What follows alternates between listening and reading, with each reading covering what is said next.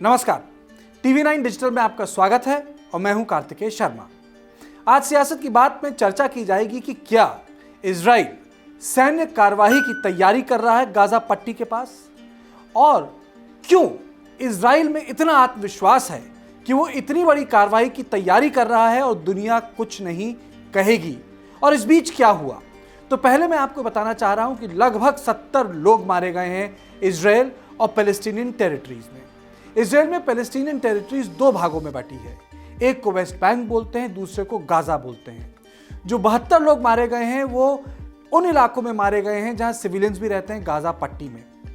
और इजराइल कहता है कि उसके 7 लोग मारे गए हैं।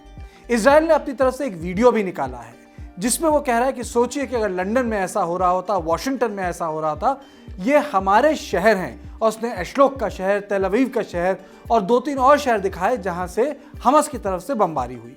इजराइल का कहना है कि जो पिछले 72 घंटों में बमबारी हुई है, यानी 1016 जो रॉकेट फायर हुए हैं हमास की तरफ से, 400 तो उन्हीं के इलाकों में गिर पड़े, जिसके कारण इतनी ज्यादा कैजुअलिटी हुई और लोग मारे गए।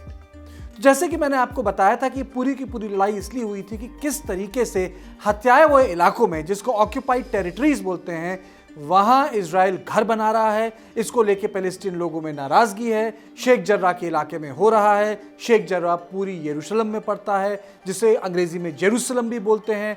उसी नाराजगी के कारण लोग अल अक्सा मॉस्क में जाके बैठ गए, उन्होंने धरना दिया और वहां घुसकर रबर बुलेट्स चला दी थी इजरायली मिलिट्री पुलिस ने। तो ये सब आपको पता है कि पूरी की पूरी, जिसे कह सकते हैं, कवायद कहां से शुरू हुई, ये झगड़ा कहां से शुरू हुआ और क्यों शुरू हुआ। लेकिन अब मैं बताना चाहूंगा कि कारण क्या है कि इजराइल इतना कॉन्फिडेंट है। देखिए, दो चीजें हमको समझनी होंगी। 2014 और 2008 में गाजा में बड़े बड़े कार्रवाई हुई थी, लेकिन जो सबब है 2006 में इजराइल ने सीखा था, जब लेबनान के साथ इजराइल का युद्ध हुआ था, तब इजराइल को बहुत नुकसान हुआ था। हजारों रॉकेट्स फायर हुए थे और सब के सब इजराइल में जाके गिरे थे।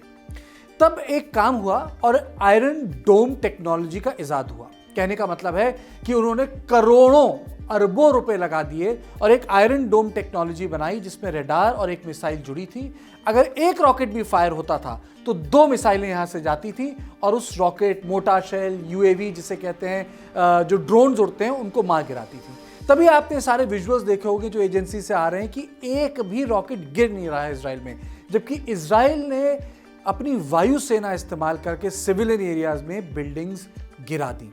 बिल्डिंग्स गिराने से पहले उन्होंने बाकायदा मैसेज भी दिया कि टारगेट करेंगे, लेकिन वो कोलैटरल इतना खराब है क्योंकि बिल्डिंग सीधी तो गिरती नहीं है। जब वो बिल्डिंग गिरी होगी तो आप सोचते हैं कितना नुकसान, कितनी क्षति आसपास के इलाकों में होगी। और मूलतः मामला घूम फिर के इसी पे आता है कि पॉलिटिकल रेजोल्यूशन नहीं हुआ है जहां तक जेरूसलम की बात है। लेकिन मैं आज इस पे आपसे चर्चा कर रहा हूं कि इजराइल इतना कॉन्फिडेंट क्यों है। यह हमको समझना होगा कि जो पश्चिम एशिया, वेस्ट एशिया की जो पॉलिटिक्स है वो शिया सुन्नी के लाइन पे बटी हुई है। आप बड़े ध्यान से देखिए, यूएई, कतर, सऊदी अरेबिया एक तरफ आ जाते हैं, जॉर्डन भी एक तरफ आ जाता है। फिर आप देखेंगे जो शिया है, ईरान, सीरिया और इराक, ये अलग हो जाते हैं। कहने का मतलब यह है कि ईरान अब परमाणु बम बनाना चाहता है, अमेरिका के साथ रिश्ते खराब है। सीरिया में एलेवाइट्स हैं जिसका पूरा समर्थन ईरान और रशिया करता है। इराक में अब जो इराक जिसमें सद्दाम हुसैन सुन्नी थे, वो शिया बाहुल्य है और अरबों डॉलर वहां ईरान की तरफ से इराक में जा रहा है, जो मस्जिदें टूटी हैं, जो रिलीजियस सेमिनरीज टूटी हैं, उसको ठीक करने के लिए। तो इसे कहते हैं शिया इन्फ्लुएंस। और यही ईरान है जो हूथी रेबल्स को यमन में सब्सिडाइज करता है, पैसा देता है, और यही हूथी रेबल्स अपने यहां से रियाद और एरमैको, जो दुनिया की सबसे बड़ी तेल की फैक्ट्री है, वहां बम बरसाते हैं। एक आपका सुन्नी एक्सिस है। सुन्नी एक्सिस क्या है? सऊदी अरेबिया, कतर, यूएई, ये पैसे वालों का है।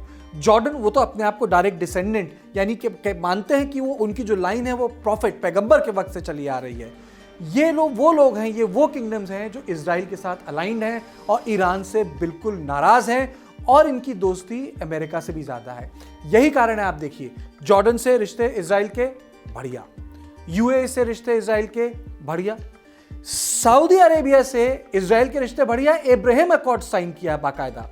आपको यह भी आश्चर्य होगा कि जो अल अक्सा परिसर है, जिसे हराम अल शरीफ बोलते हैं, वो एक वक्फ बोर्ड देखता है, ट्रस्ट, जिसे जॉर्डन संभालता है। यानी ये सारे के सारे देश क्यों इजराइल का समर्थन करते हैं? क्योंकि इजराइल घुस-घुस के ईरान को मारता है। उनके साइंटिस्ट का असैसिनेशन हुआ, उनकी जो यूरेनियम फैक्ट्री वो फट गई, उनके कई सारे यूरेनियम के जो रिलेटेड प्रेमिसेस थे वहाँ आग लग जाती है, उनके सिक्योरिटी ऑफिसर्स पे हमला होता है।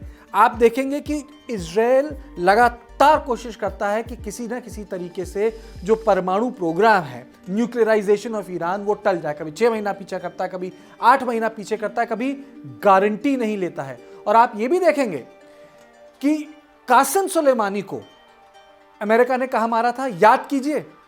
कासिम सुलेमानी जो बहुत बड़े जनरल थे रिपब्लिकन गार्ड्स के ईरान के, उनको बगदाद के बाहर मारा था, क्योंकि अब बगदाद को तेहरान अपनी एक आउट कॉलोनी की तरह ट्रीट करता है। उसको लगता है कि उसका बैकयार्ड है।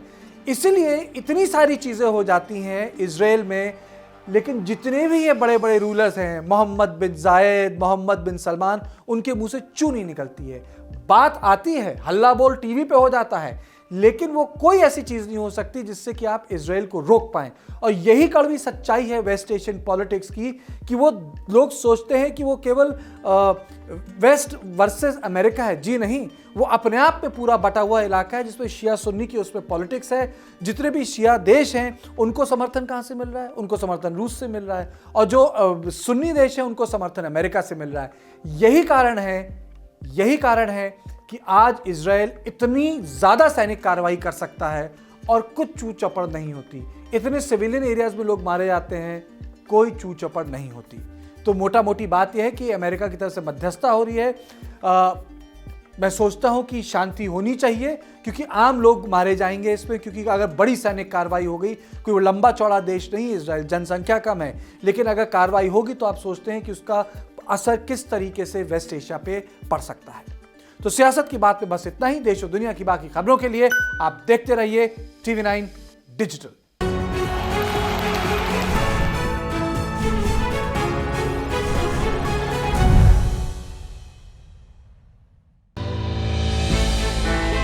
हमने की गलती फिर एक बार, कोरोना ने किया दोबारा प्रहार। मास्क, 2 गज दूरी, करें अपनी सुरक्षा खुद।